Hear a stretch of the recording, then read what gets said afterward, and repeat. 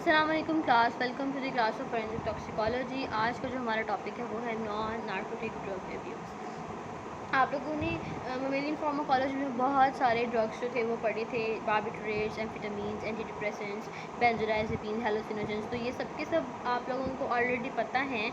हम लोगों ने इस लेक्चर में पढ़ना है कि इन ड्रग्स को कैसे एज अ अब्यूज़ इस्तेमाल किया जाता है, इसके हैज़र्ड्स क्या होते हैं। तो बहुत छोटा सा टॉपिक है, आप लोगों को ऑलरेडी आता है तो इसमें इतना मुश्किल नहीं होगा। नॉन नार्कोटिक ड्रग्स क्या होंगे? Abuse of non narcotic drugs. Non narcotic drugs का मतलब क्या होगा कि इसमें टोबैको वगैरह का, टोबैको वाली चीज़ें नहीं होंगी। ये नार्कोटिक्स नहीं होंगे, उसके अलावा के जो ड्रग्स हैं ये होंगे। Abuse of non-narcotic drugs often referred to by somewhat misleading term soft drugs to distinguish them from the narcotics। मतलब यूजुअली वो ये कहते हैं कि शायद नार्कोटिक्स जो है वो हार्ड ड्रग्स होते हैं और ये वाले ड्रग्स जो है वो सॉफ्ट ड्रग्स होते हैं, तो इनका नाम इसलिए नॉन नार्कोटिक ड्रग लिखा गया है, विच इज़ नॉट करेक्ट। ठीक है, is much more extensive than opiate abuse. For specifications, the drug substances may be studied in the following groups। बहुत सारे डिफरेंट ग्रुप्स हो सकते हैं इसमें। हिप्नोटिक्स होते हैं। हिप्नोटिक्स वो होते हैं जो आपको नींद लेके आ रहे होते हैं, ठीक है, जैसे कि बार्बिट्रेट्स।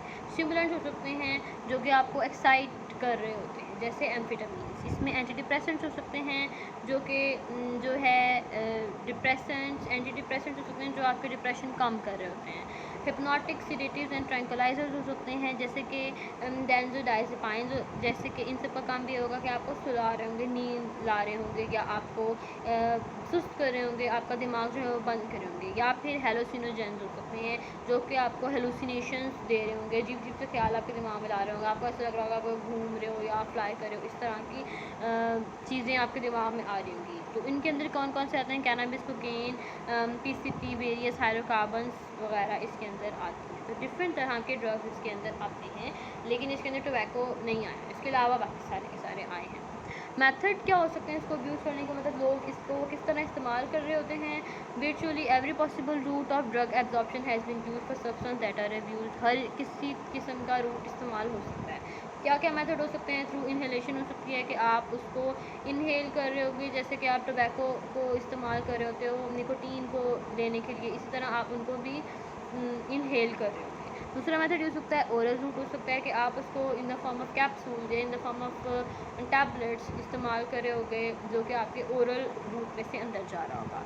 थर्ड मेथड हो सकता है स्नॉटिंग। स्नॉटिंग मतलब आप एब्जॉर्ब करा रहे होगे उसको थ्रू स्किन, अपने स्किन से या फिर अपनी म्यूकस मेम्ब्रेन से, which is not a popular route except in a case of cocaine. सिर्फ और सिर्फ कोकेन को, जैसे आपको कोकेन को आपने देखा होगा टेबल के ऊपर कोकेन वो वाइट पाउडर पड़ा हुआ है और आप उसका नाक करीब करके सूंघ के उसको इनहेल कर रहे होते हो, तो इस चीज़ को स्नॉटिंग कहते हैं। ठीक है, तो आप इसके ज़रिए भी ड्रग्स ले रहे होते हो। या फिर आप इंजेक्शन जो है वो सबसे इजी मेथड है कि आप सबक्यूटेनियस इंजेक्शन इस्तेमाल कर रहे होते हो, स्किन के अंदर लेके जा रहे होते हो, या फिर आप अपनी वेंस के अंदर ले रहे होते हो डायरेक्टली उस ड्रग। अब आपको ये तो पता लग गया है, आपको ऑलरेडी भी पता है कि क्या ये मेथड्स थे, हमने बहुत डिटेल से ये पढ़े हुए हैं। अब हम नेक्स्ट बात करते हैं कि हैज़र्ड्स क्या हैं ड्रग अब्यूज़ के। बहुत ज़्यादा इस्तेमाल अगर हम करेंगे, ड्रग का अब्यूज़ करेंगे तो क्या कुछ हो सकता है हमारे साथ?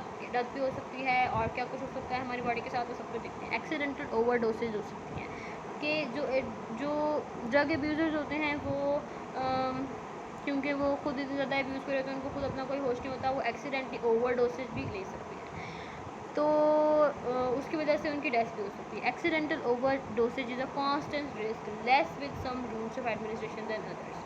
तो अगर आप फॉर एग्जांपल आपको पता ही नहीं है कि आपको कितना ड्रग जो है वो आपके लिए नॉर्मल होगा और कितना आपके लिए कंटेजियस होगा, और आपने डायरेक्टली इंजेक्शन जो है वो लगा लिया है और फ़ौरन से, क्योंकि डायरेक्टली ब्लड के अंदर जा रहा है, तो वहाँ से एडमिनिस्ट्रेशन रूट आपका इस तरह का है कि वहाँ पर आपको बचने के चांसेस कम हैं। नॉट सरप्राइजिंगली इंट्रावेनस इंजेक्शन जो होते हैं उससे ज़्यादा रिस्क के ऊपर होते हैं। एक्सीडेंटल ओवरडोसेज सबसे ज़्यादा इंजेक्शन जो आप डायरेक्टली वेन में ले रहे होते हैं उससे हो रहा होता है। Drug pushers are likely to cut that is sold on the streets when suppliers of high quality drug fall, and during this period users may increase the amount they inject so that they can continue to experience a rush। क्या होता है जब market के अंदर जो drug बहुत ज़्यादा expensive जब हो जाता है तो महंगा हो जाता है। अब उस चीज़ को उन्होंने बेचना तो है ही, जो ड्रग पुशर्स हैं उन्होंने बेचना तो है ही, तो वो क्या करते हैं उसके अंदर कोई ना कोई कंटामिनेंट्स डाल के उसको बेच रहे होते हैं। अब वो कंटामिनेंट्स डालने की वजह से जो ड्रग की जो नशा है वो आपको कम हो रहा होता है। उसको अब उस चीज़ को ओवरकम करने के लिए आप वो अमाउंट ऑफ क्वांटिटी जो आपको चाहिए है वो आप उससे डबल ले रहे होते हो अपने अंदर, ताकि आपको वो रश प्रोड्यूस हो, आपको वो एक्साइटमेंट या वो जो सुकून है जो आप चाह रहे हो उस ड्रग से वो आपको फील हो। तो उसके लिए आप डबल अमाउंट ले रहे होते हो। जो आप वो डबल अमाउंट ले रहे होते हो तो उसके टाइम के ऊपर एक्सीडेंटल ओवरडोसेज भी हो सकता है और उससे आपकी डेथ भी हो सकती है। Delayed presentation. डिलेड प्रेजेंटेशन का मतलब ये हुआ कि क्योंकि अब आप ड्रग अब्यूज़ कर रहे हो, आप हर किसी को, जो ड्रग अब्यूज़र होगा वो हर किसी को बताता थोड़ी फिरेगा कि मैं भाई ड्रग्स का इस्तेमाल कर रहा हूँ, ऐसा तो नहीं होता। तो कुछ भी उसके साथ अगर हो जाए, ओवरडोसेज हो जाए, कुछ भी हो जाए, तो वो फ़ौरन से डॉक्टर के पास नहीं जाएगा। वो अपने आप को, इलीगल है क्योंकि ये चीज़, तो वो अपने आप को लोगों की अटेंशन से दूर ही रखेगा। इस तरह आहिस्ता आहिस्ता उसके अंदर पॉइजनिंग होती जाएगी और जब तक वो मेडिकल नोटिस तक आएगा तब तक वो बहुत बुरी हालत में हो चुका होगा और वो बेचारा मर जाएगा। तीसरा काम ये हो सकता है कंटामिनेंट्स। कंटामिनेंट्स क्या होंगे? Some of the apparent applications of drug misuse may not be due to the primary drug but to the substance such as stock which are often used to cut its price before it is sold to the user. Contaminants क्या मतलब कि जो लोग drug streets के अंदर बेच रहे होते हैं वो लोग उस ड्रग के अंदर कोई और चीज़ें भी डाल रहे होते हैं, ठीक है, कंटामिनेंट्स भी डाल रहे होते हैं ताकि वो लगे कि मतलब उसकी मार्केट वैल्यू इंक्रीज़ करने के लिए, खुद ज़्यादा मुनाफा कमाने के लिए उसमें कोई और चीज़ें भी डाल रहे होते हैं। तो यूजुअली जो डेथ होती है वो उस ड्रग की वजह से नहीं हो रही होती, जो उसमें कंटामिनेंट्स डाले हुए होते हैं उसकी वजह से हो रही होती है। In other cases contaminants are the result of the way in which the drug is prepared for injection. दूसरा मेथड ये हो सकता है कि जिस तरह आपने वो ड्रग को इस्तेमाल कर रहे हो, प्रिपेयर कर रहे हो अपने अंदर लाने के लिए, उसके अंदर आप खुद से ही कोई ना कोई कंटामिनेशन डाल रहे हो, उसकी वजह से भी आपकी डेथ हो सकती है। These were the causes of long-term progressive granulomatous pulmonary lesions, ठीक है, while other particularly quinine may be responsible for some of the more acute toxic phenomena and possibly even death. तो उसकी वजह से क्या होगा, जब आप इंजेक्शन ले रहे हो तो अपने स्किन के अंदर, तो स्किन में छाले पड़ जाएंगे या बहुत ज़्यादा केस के अंदर इवन आपकी डेथ भी हो सकती है। नॉन ड्रग हैज़र्ड्स क्या होंगे? The non drug related hazards of the drug abuse are well known. और ये हो सकता है कि क्योंकि आप लोग जो ड्रग्स वगैरह का इस्तेमाल कर रहे होगे वो हाइजीनिक तो है ही नहीं, आप सिरिंजेस का इस्तेमाल कर रहे हो तो हो सकता है कि उससे आपको कोई इन्फेक्शन हो जाए, लाइक हेपेटाइटिस बी या HIV बैक्टीरिया इन्फेक्शन हो सकते हैं आपके स्किन के ऊपर। आपको जो है इंजेक्शन लगाने की वजह से आपको गैंग्रीन वगैरह हो सकती है और आपकी स्किन के ऊपर छाले बन सकते हैं, बहुत सारे डिफरेंट कंटामिनेशन हो सकती है आपकी बॉडी के अंदर किसी भी तरह। इसके अलावा नेक्स्ट काम क्या होता है? बॉडी पैकिंग या बॉडी स्टफिंग। अभी भी आपको पता है कि क्या होता है, वो ड्रग म्यूल वाला केस है। A potential source of poisoning and death unique to illicit drugs is a phenomena of body packing and stuffing. Usual amount में डेथ कैसे होती है? यूजुअली ऐसी होती है कि बॉडी, जब आपने बॉडी के अंदर पैक किया हुआ होता है कोई ड्रग, स्टफ़ किया होता है अपनी बॉडी के अंदर, तो जब आपने उस ड्रग को अपने बॉडी के अंदर लिया हुआ है, आपको लग रहा है वो प्लास्टिक के अंदर अच्छे से रैप हुआ है और आपको सर्जरी करके आपके अंदर लगाया गया है, लेकिन जितना मर्ज़ी उसको प्लास्टिक की फिल्म के अंदर लपेटा गया हो, आपकी बॉडी के अंदर ऐसा मैकेनिज़्म होता है कि कोई वो जो ड्रग है वो उस फिल्म से निकल कर आपकी बॉडी का पार्ट भी बन रहा होता है कहीं ना कहीं, और जब आपकी बॉडी के अंदर उसकी मिक़दार ज़्यादा हो जाएगी तो आपकी डेथ तब भी हो सकती है। तो बहुत सारे केसेस हो सकते हैं यहाँ पर भी। इसके अलावा यहाँ पर भी बहुत ज़्यादा कंटेमिनेशन हो सकती है, क्योंकि सर्जरी करने के लिए जो आप इक्विपमेंट्स इस्तेमाल करोगे वो भी कोई हाइजीनिक तो नहीं होंगे। आपकी बॉडी के अंदर बिल्कुल पूरी एक पैकेट जो है वो बाहर से अंदर रखा जा रहा है, तो वहाँ पर आपकी ऑर्गन्स डैमेज हो सकते हैं। तो यहाँ पर ये सारी बातें बता दी हैं। अब इसको हम पढ़ते हैं। This refers to the practice of smuggling these drugs by making them up into small packets, which are then swallowed for later retrieval from vomit or feces. That individuals involved in such practices are called swallowers. अब इसमें दो चीज़ें होती हैं, drug stuffers होते हैं और drug स्वैलवर्स होते हैं। स्वैलवर्स का मतलब वो होगा कि ऐसे लोग होते हैं जिन लोगों को ड्रग ट्रैफिकिंग के लिए इस्तेमाल किया जाता है, और वो क्या करते हैं, छोटे छोटे पैकेट्स ड्रग के जो हैं वो निगल लेते हैं, ठीक है। ड्रग्स को प्लास्टिक के रैपिंग में रैप करके रखा गया होता है और वो उनको खा लेते हैं, और बाद में दूसरी कंट्री में जाके या वॉमिट करके या फिर थ्रू फीसिस वो उस पैकेट को बाहर निकाल देते हैं, और ऐसे लोगों को बोला जाता है स्वैलवर्स। द पैकेट में भी इंसर्टेड। दूसरा क्या हो सकता है, या फिर पैकेट जो है वो आपके रेक्टम में, आपके वजाइना के अंदर भी इंसर्ट किया जाता है। And the individual in this case are called stuffer. तो ऐसे लोगों को स्टफर्स कहा जाता है। Such practices are usually reserved for the financially most lucrative preparation such as high quality cannabis, cocaine, heroin और morphine। तो बहुत ज़्यादा महंगे और हाई क्वालिटी ड्रग्स को ड्रग ट्रैफिकिंग के लिए जब करा जाता है तो वहाँ पर बॉडी पैकिंग या स्टफिंग करवाई जाती है। तो ये वाले ड्रग जो होंगे वो बहुत ज़्यादा प्योरेस्ट फॉर्म में होते हैं। There exist a grave risk of overdose. तो यहाँ पर हमेशा रिस्क होगा ओवरडोज का, या बहुत ज़्यादा पैकेट उसने ले लिए, हो सकता है कोई पैकेट जो है बॉडी के अंदर जाके बर्स्ट हो गया, और वैसे भी अगर नहीं भी बर्स्ट हुआ तो भी एब्जॉर्ब तो हो ही रहा है, वो आपके इंटेस्टिन में, रेक्टल में, विजाइना में, हर जगह के ऊपर हो रहा है। मटेरियल जो आपने यूज़ किया है रैपिंग के लिए वो भी बड़ा इंपॉर्टेंट होता है। यूजुअली वो जो यूज़ करते हैं वो सेलोफोन्स एंड कॉइल्स एंड कॉन्डम्स और अदर चीज़ें इस्तेमाल कर रहे हुए होते हैं, और ये सारी की सारी चीज़ें भी कोई हाइजीनिक तो होती नहीं है, ठीक है। तो इस तरह के जो चीज़ें आप इस्तेमाल कर रहे हैं उसके अंदर भी चांस होता है कि वो जो ड्रग है वो आपकी गट तक ट्रैवल होके चला ही जाता है, और इंटेस्टिन के अंदर गड़बड़ हो सकती है, आपके फट भी सकती है। एब्डोमिनल रेडियोग्राफी में ये information about the physical characteristics of the wrapping which together with the nature of drug content therein is crucial in deciding whether a conservative or a surgical approach need to be adopted. अच्छा, उसके बाद ये पता क्या करते हैं ये लोग, जब उन्होंने निकालना होता है, अगर वो पर्सन जो है वो फीसिस के थ्रू या उसको वॉमिटिंग के थ्रू वो पैकेट अपनी बॉडी से ना निकाल सके तो फिर वो उन लोगों को मार देते हैं और उनको अच्छे से चीट फाड़ के उनके अंदर से वो अपना निकाल लेते हैं आराम से। तो बहुत बकवास चीज़ है ये। अच्छा, अब हम ये देखते हैं कि जो ड्रग्स जिनका हम अब्यूज़ कर रहे हैं, नॉन नार्कोटिक ड्रग्स जो हैं वो कौन कौन से हैं, और थोड़ा थोड़ा ये आपने ऑलरेडी पढ़ा हुआ है, ये हम दोबारा डिस्कस कर रहे हैं। बार्बिटूरेट्स कौन से होते हैं? बार्बिटूरेट्स वो होंगे जो आपको नींद दिलाएंगे, ये स्लीप इंड्यूसिंग ड्रग्स होंगे, इससे आपको नींद आएगी, आप स्लो डाउन हो जाओगे, सीडेटिव के तौर पे काम होता है, स्लीपिंग पिल्स जैसे होती है, ठीक है। स्लीप इंड्यूसिंग ड्रग्स होते हैं लाइक स्लीपिंग टैबलेट्स और सीडेटिव एजेंट्स जैसे कि और इनको यूजुअली ड्रग एडिक्शन इसकी भी होती है। Development of non-barbiturate hypnotics such as benzodiazepines help to remove the need for the older and more lethal compound. Unfortunately, barbiturates are still available and either alone or in combination with other substances can be sources of intoxication. अब benzodiazepine इस्तेमाल होना शुरू हो गए हैं, लेकिन अभी भी बार्बिटूरेट्स जो हैं वो इस्तेमाल होते हैं सम अदर ड्रग्स के साथ नींद लाने के लिए, और इसके 4 मेजर ग्रुप्स हैं: long acting, intermediate acting, short acting और अल्ट्रा शॉर्ट एक्टिंग। कि आपको कितनी देर नींद आएगी, ठीक है, कितनी देर आप इस स्टेज के अंदर रहोगे। तो लॉन्ग एक्टिंग वो होंगे जो कि 2 घंटे से 6 घंटे से 12 घंटे तक आपको इस हालत में रखेंगे। इंटरमीडिएट वो होंगे जो 3 से 6 घंटे तक रखेंगे। Short acting less than 3 hours आपको इस चीज़ के अंदर रखेंगे, जबकि अल्ट्रा शॉर्ट एक्टिंग आपको 15 से 20 मिनट तक ऐसा देंगे, और इसके आगे उनकी एग्जाम्पल भी दी हुई है, ये आपने याद रखनी है। अब बार्बिटूरेट्स कैसे एलिमिनेट होते हैं, डिस्ट्रॉय होते हैं, डिस्ट्रीब्यूट होते हैं, एब्जॉर्ब होते हैं, ये भी आपने ऑलरेडी पढ़ा हुआ था। They rapidly absorb gastrointestinal tract के अंदर या रेक्टम के अंदर होते हैं। लिवर के अंदर शॉर्ट टाइम रहता है इनका, और बॉडी फ्लूइड्स के अंदर डिस्ट्रीब्यूट हो जाते हैं। पार्शियली डिस्ट्रॉय होते हैं लिवर के अंदर और एक्सक्रीट होते हैं इन the form of urine.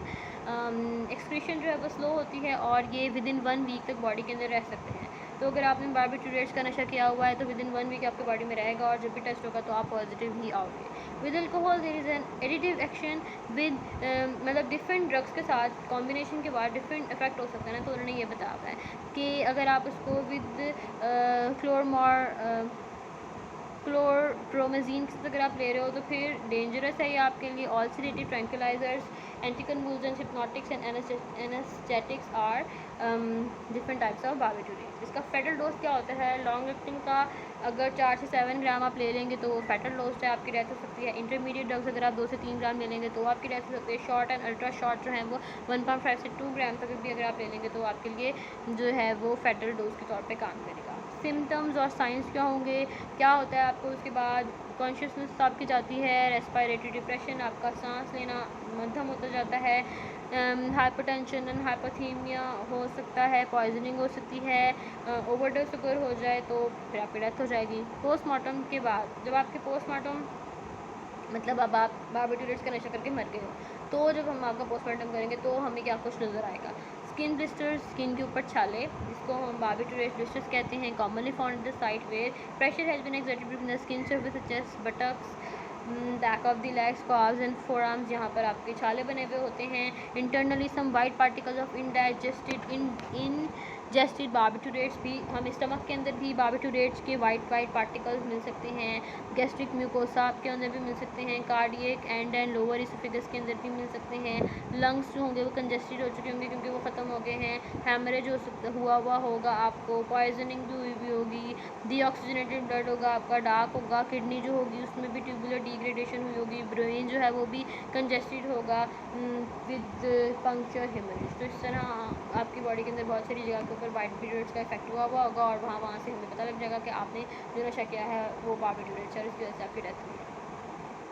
Next जो है हमारे पास वो है एम्फेटामीन्स। एम्फेटामीन्स जो होती हैं वो abolition of fatigue and for the suppression of appetite. ये आपको बहुत अच्छा फील कराती हैं और आपकी भूख वगैरह जो है वो ख़त्म हो जाती है इसको करने के बाद, ठीक है। ये फर्स्ट सिंथेसाइज किया गया था 1887 में और used only since in 1930s, और इसको सिर्फ और सिर्फ 1930s तक इस्तेमाल किया गया क्योंकि ये पोटेंशियली ड्रग एब्यूज़ के तौर पे इस्तेमाल होना शुरू हो गया था और ये रिस्ट्रिक्ट है आज के ज़माने में।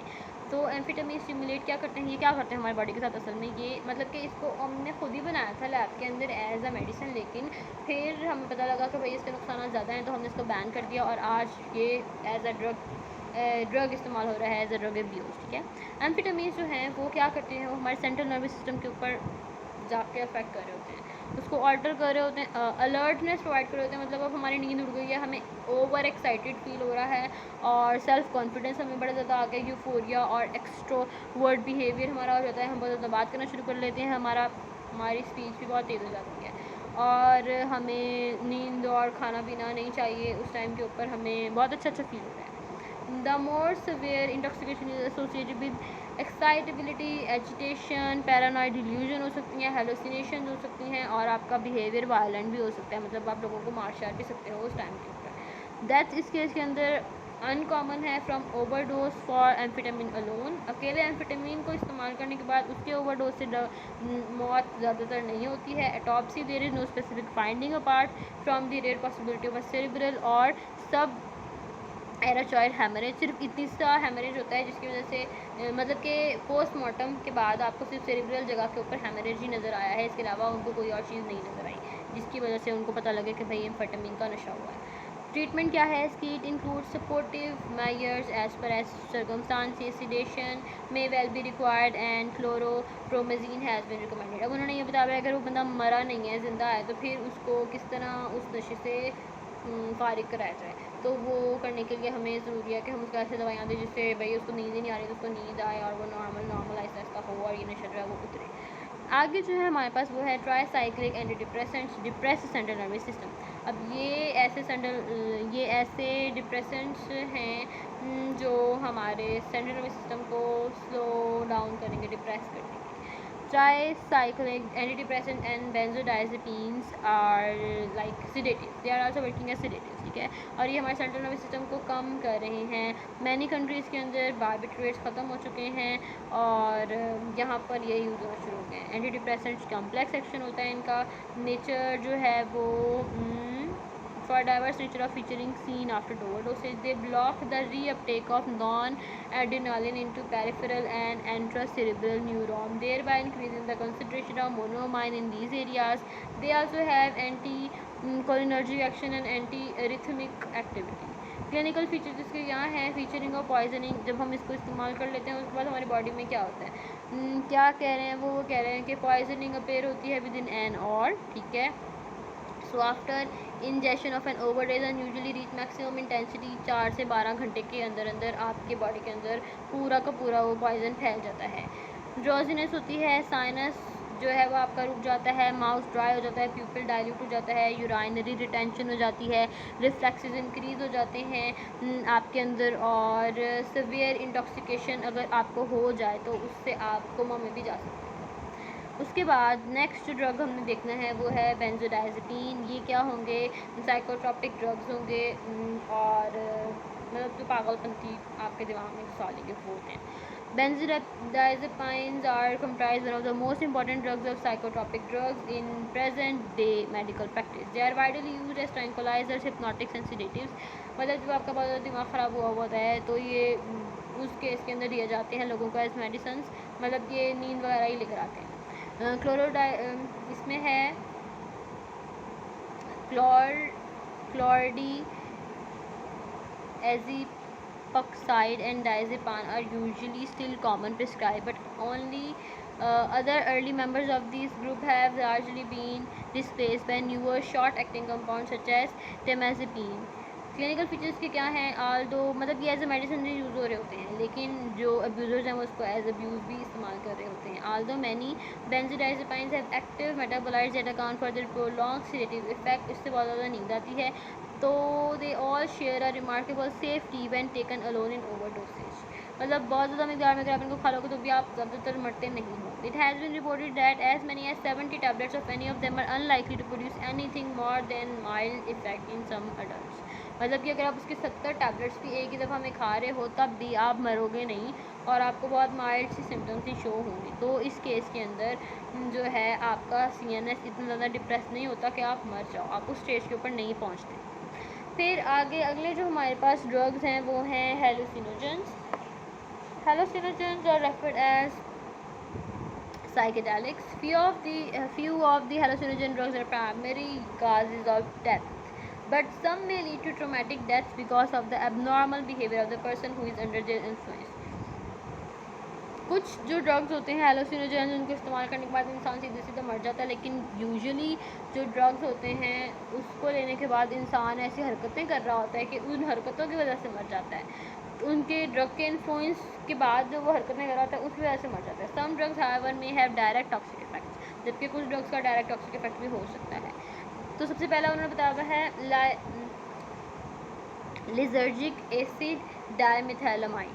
कॉमन नेम इसका एसिड है और इसको हम वाइट लाइटनिंग या पर्पल हेज भी कहते हैं. It is an indole alkali derivative. और LSD is very potent drug. Overdose 20 microgram भी अगर हो जाए तो उससे भी आपको फिजियोलॉजिकली डिफरेंट चीज़ें होना शुरू हो जाएंगी. बिज़ार अजीब सी चीज़ें आएंगी, आपको अजीब सी चीज़ें नज़र आना शुरू होंगी, मूड चेंजेस होना शुरू होंगे, विजुअल इल्यूजन होना शुरू हो जाएंगी.